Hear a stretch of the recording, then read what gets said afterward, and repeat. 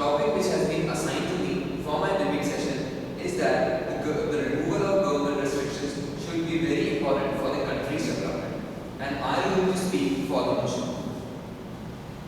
Removal of government restriction basically means a free market economy.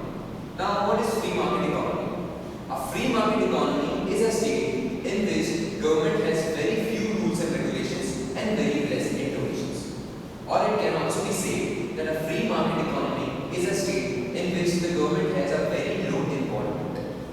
So it can be said that various advantages or gratifications can be taken from a free market economy in different sectors. Like we can say production sector. A production sector of our country is in a very pathetic condition. The producers of our country is not able to produce according to their capacity and their capability. Before liberalization, privatization and globalization, the producer of our country was not able to produce according to their potential. The reason behind this was that there was several problems like licensing. Licensing was a very huge problem at the time before LPG and liberalization, privatization and globalization. We can take the example of cement industry. In the year 1990, before liberalization, privatization and globalization, the cement industry was facing a huge problem in terms of its manufacturing. The manufacturing and the producer of cement industry was not able to produce according to its potential and its capability. But after the liberalization, privatization and globalization in the year 1990, the picture is completely changed, or can we say the picture was drastically changed. The manufacturer of cement was able to produce according to its potential. And from the year 1990 till now, our country is the second largest. Our country is in such a state that it has positioned itself as second largest in terms of the manufacturing of cement. Now moving on to the FDI sector. There are some of the sectors like pharmaceuticals, drugs, roadways, highways. These are some of the sectors in which the government has allowed 100% FDIs. So the point is that if these sectors are allowed 100% FDIs, why not the education sectors? Around 160,000 students move abroad for their further studies, for getting quality education.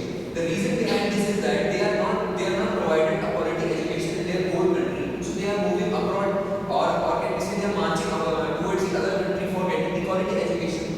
So the point is that if that quality education will be provided to them in their own country, so then it will restrict them to move to march towards the other country.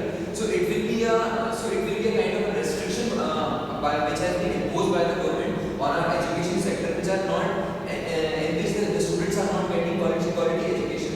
So the removal of government restrictions, or can we say if the government allow 100% FDIs in education sector, it will ultimately lead the country towards the development. Now moving on to the sports sector, I like to differentiate the Indian hockey, which is owned by the government, and the Indian cricket, which is owned by the private sector.